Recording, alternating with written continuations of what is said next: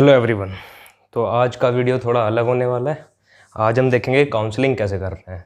बहुत सारे बच्चों को काफ़ी ज़्यादा डाउट रहता है कि जब फॉर्म निकलेंगे, कब फॉर्म निकलेंगे, क्या भरना है, कैसे प्रेफरेंस भरनी है, कैसे क्या करना है। ठीक है, तो ये सब कुछ हम आज देखेंगे। IIT JAM की काउंसलिंग कैसे करनी है, सारे सब्जेक्ट्स के लिए है, केमिस्ट्री, फिज़िक्स, मैथ्स, सबके लिए IIT JAM की काउंसलिंग। शुरुआत करते हैं स्टेप फर्स्ट से। सबसे पहली चीज़, जब आपकी रैंक आएगी, ठीक है, आपकी रैंक आई, आप सबसे पहले क्या करिएगा, अपनी रैंक को IITs की रैंक से मैच कीजिएगा। जो आपके पिछले साल का जो डाटा है, जो प्रीवियस ईयर डेटा होगा, क्या होगा, previous year data.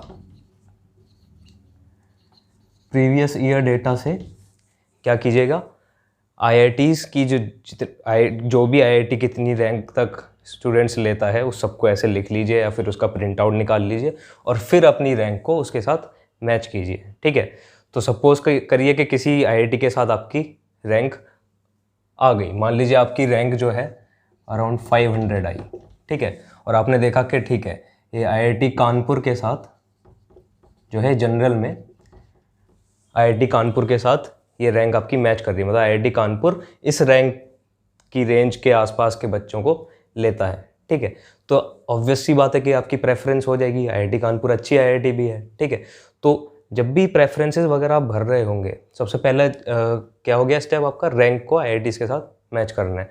Second step जो है वो होता है कि एडमिशन फॉर्म जब आते हैं, IIT JAM जो है वो एडमिशन फॉर्म निकालता है। ठीक है, उस एडमिशन फॉर्म में ऑप्शंस होते हैं कि आप अपना प्रेफरेंस सेट कीजिए। ठीक है, जितनी भी IITs हैं उनके हिसाब से आप अपना प्रेफरेंस सेट कीजिए कि पहली प्रेफरेंस पर आप किस IIT को रखना चाहते हैं, मतलब किस IIT में आप जाना चाहते हैं सबसे ज़्यादा। ठीक है, फिर उसके नीचे कौन सी IIT, उसके नीचे कौन सी IIT, ऐसे।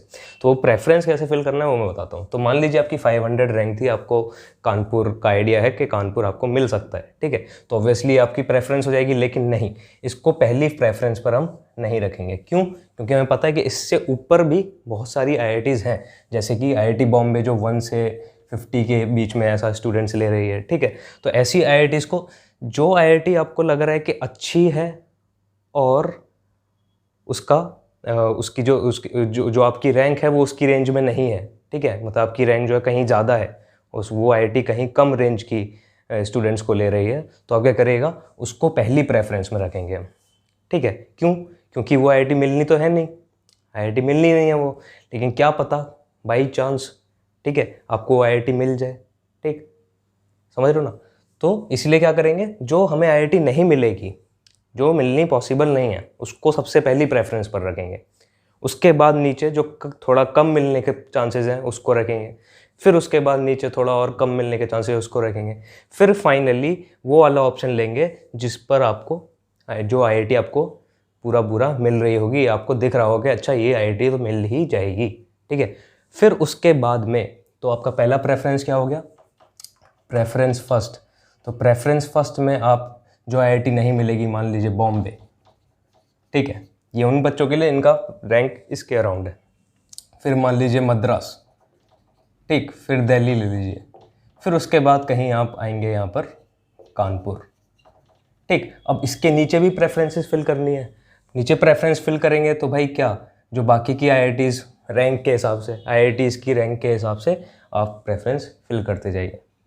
ठीक है, तो होगा क्या, स्कैनिंग जो होती है वो ऊपर से होती है, पहली प्रेफरेंस की स्कैनिंग होगी। अगर आपकी रैंक इस IIT से मैच कर रही है तो ये आपको मिल जाएगी। ठीक है, तो स्कैनिंग ऊपर से होती है, तो पहले इसकी स्कैनिंग होगी, फिर इसकी स्कैनिंग होगी, इसकी स्कैनिंग होगी, इसकी स्कैनिंग होगी।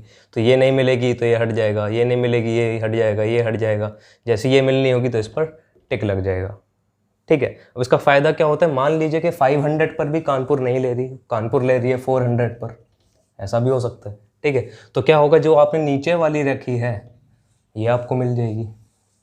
ठीक है, कानपुर से जस्ट नीचे वाली, क्योंकि उसका रैंक भी कानपुर के आसपास है और आपकी रैंक उससे मैच हो रही है तो वो मिल जाएगी। ठीक है, तो इस हिसाब से आपको प्रेफरेंसेस सेट करने हैं, और ये कब होगा, स्टेप 2 में, जब आपका एडमिशन फॉर्म निकलेगा। ठीक है, ये आपका स्टेप 2 में होगा, प्रेफर्ड IITs आपको ऐसे फिल करने हैं। ठीक है, डेडलाइन के अंदर अंदर, ये आपको ध्यान रखना है कि डेडलाइन के अंदर अंदर एडमिशन फॉर्म को फिल करना है, डेडलाइन मिस मत कीजिएगा। डेडलाइन मैंने यहाँ पर कोई डेट नहीं लिखी है क्योंकि अभी कोरोना का टाइम है, सारी डेडलाइन जो है शिफ्ट हो रही है इधर से उधर, ठीक है। ये हो सकता है अप्रैल 2021 उसके आसपास ये सारी काउंसलिंग की चीज़ें शुरू होंगी एडमिशन फॉर्म में, ठीक। अच्छा, अब एडमिशन फॉर्म के साथ साथ और क्या क्या चाहिए होता है। OBC NCL, OBC non creamy layer वाले बच्चे जो हैं, दो तरीके की ओबीसी होती हैं, एक ओबीसी होती है सिंपल और एक होती है ओबीसी नॉन क्रीमी लेयर, ठीक है। तो ये ध्यान रखिएगा आप ओबीसी में हैं या फिर ओबीसी नॉन क्रीमी लेयर में। अगर ओबीसी नॉन क्रीमी लेयर में हैं तो आप उसका फ़ायदा उठा सकते हैं थोड़ा सा, ठीक है, उसका सर्टिफिकेट लगाकर, कास्ट सर्टिफिकेट लगाकर आप उसका फ़ायदा उठा सकते हैं।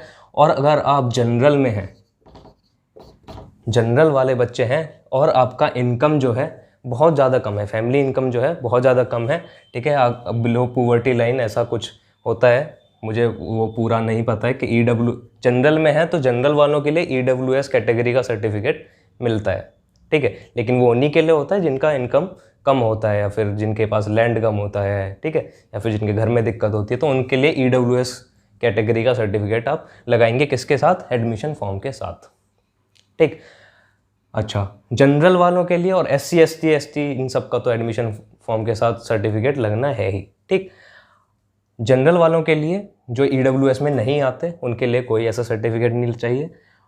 और सबके लिए जो पेमेंट है एडमिशन फॉर्म की वो होगी रॉ 600 रुपये होगी और ये नॉन रिफंडेबल होगी, ठीक है, ये वापस नहीं मिलेगी। अगर आपने एक बार फिल कर दिया तो ये आपको वापस नहीं मिलेगी, तो इसका ध्यान रखिएगा। अच्छा, आगे चलते हैं। आपने एडमिशन फॉर्म फिल कर दिया, पूरी प्रेफरेंसेस फिल कर दी, ठीक है, उसके बाद में आगे चलते हैं स्टेप 3। स्टेप 3 है, अच्छा, ये एडमिशन फॉर्म फिल करने के बाद कुछ टाइम का गैप होता है जिसमें कुछ नहीं होता है और बच्चे तड़पते रहते हैं कि कब क्या होगा, ठीक है, तो वो आप आराम से पढ़िए लिखिए, उसमें कुछ नहीं करने का ज़रूरत है। जो काम होगा वो आगे होगा जब एडमिशन लिस्ट निकलेगी।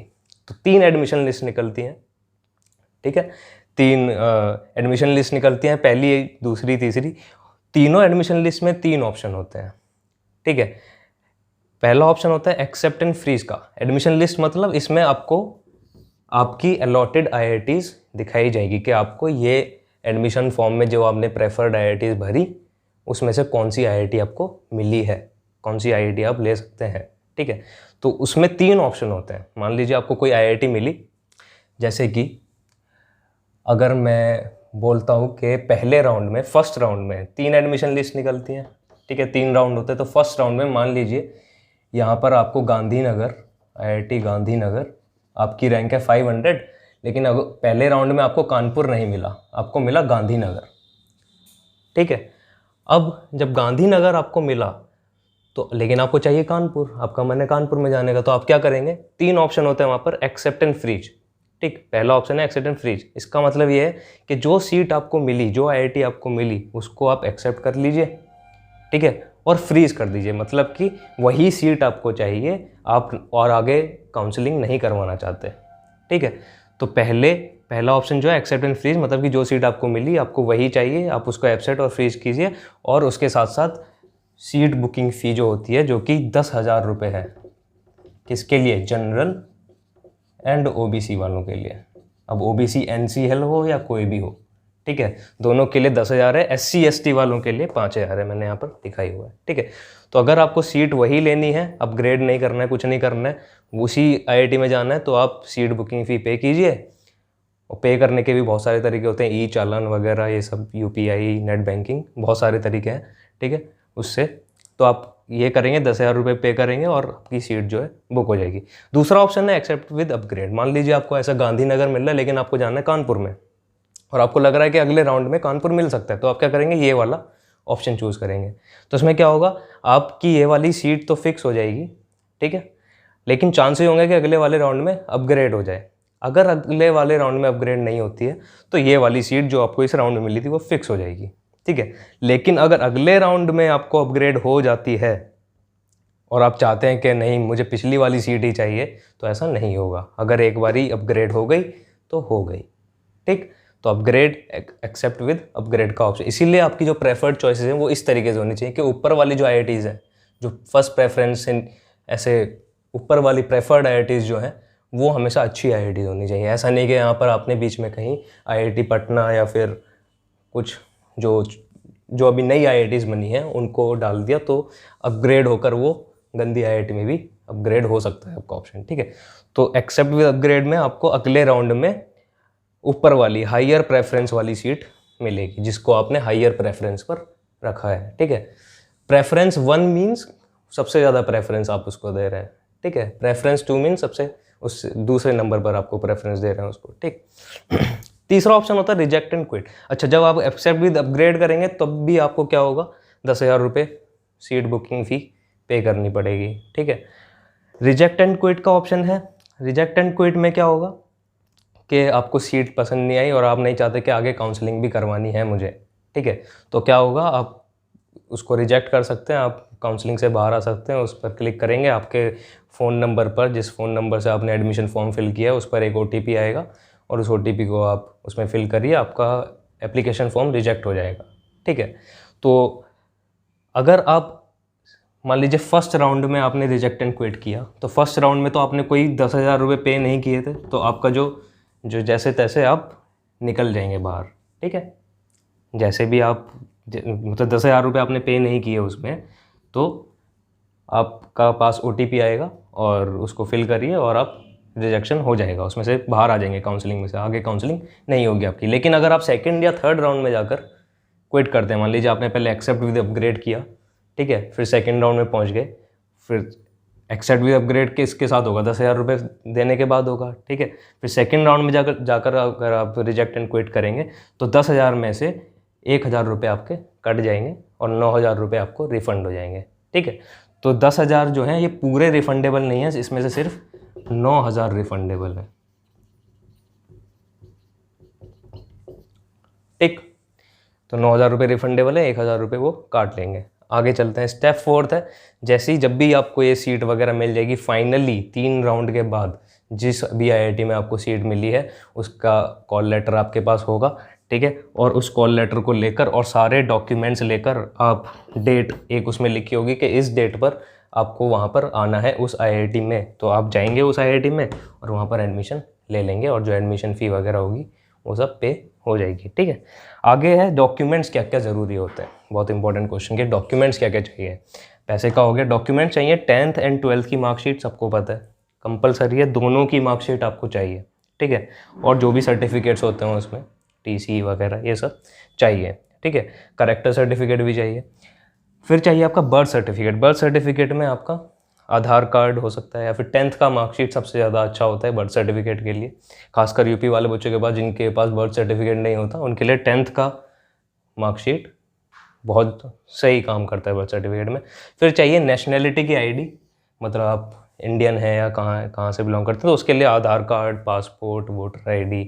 वोटर ID का एक बार ही आप खुद चेक कर सकते हैं। आधार कार्ड और पासपोर्ट आप, क्योंकि वो तो सबके पास है ही, आधार कार्ड पासपोर्ट सबके पास नहीं है, लेकिन जिसके पास है वो नेशनैलिटी की ID में लगा सकता है, ठीक है। फिर चाहिए marksheet of all the semesters, जो भी आपका अंडर ग्रेजुएट में जितने भी आपके सेमेस्टर हुए, ठीक है, उन सारे सेमेस्टर्स की मार्कशीट चाहिए, हर सेमेस्टर की अलग मार्कशीट चाहिए। तो खासकर DU वाले बच्चों के लिए जिनको दिक्कत होता है कि उनको मार्कशीट सेव नहीं कर पाते अपनी, ठीक है, तो आप ट्राई कीजिए, या तो मार्कशीट ढूंढिए अपनी हर सेमेस्टर की, या फिर जो आपका फाइनल मार्कशीट आती है, ठीक है, उसमें कट करके या फिर करके, मैं ये इलीगल है वैसे बोल देता हूँ, लेकिन फिर भी आप ट्राई कर सकते हैं कहीं आप कॉलेज वालों से पूछ कर कि कैसे आप मार्कशीट निकालें, ठीक है। और अलग अलग तरीके हैं, वो सब आप जान ही जाएंगे खुद, ठीक। तो सारे सेमेस्टर्स की और फाइनल एक मार्कशीट भी चाहिए होगी आपकी, जो कम्युलेटिव ग्रेड जो आएगा आपका फाइनल ग्रेड, उसकी भी एक मार्कशीट, हर सेमेस्टर की अलग मार्कशीट और फाइनल ग्रेड की भी अलग मार्कशीट चाहिए।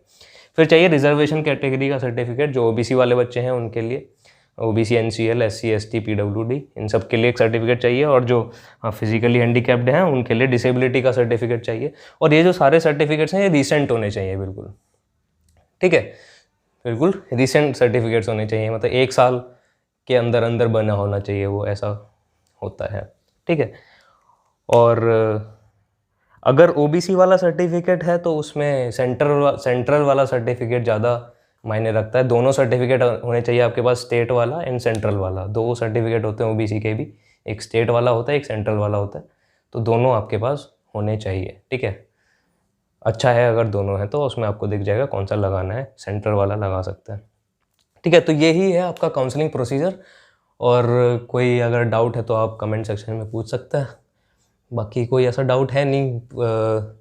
अपग्रेड और ये प्रेफरेंसेस आप ज़रा देखकर भरिएगा। सबसे ऊपर जो आईआईटीज़ आपको लग रहा है कि बहुत ऊपर, मेरी औकात से ज़्यादा ऊपर है, तो उसको सबसे पहले रखिए। ठीक है, फिर उसके बाद नीचे नीचे औकात के हिसाब से। ठीक है, चलो ठीक है, तो इतना ही था काउंसलिंग प्रोसीजर। आगे मिलते हैं, और भी आपके लिए वीडियोस मैं बना रहा हूँ, जल्दी जल्दी आती रहेंगी। ठीक, धन्यवाद।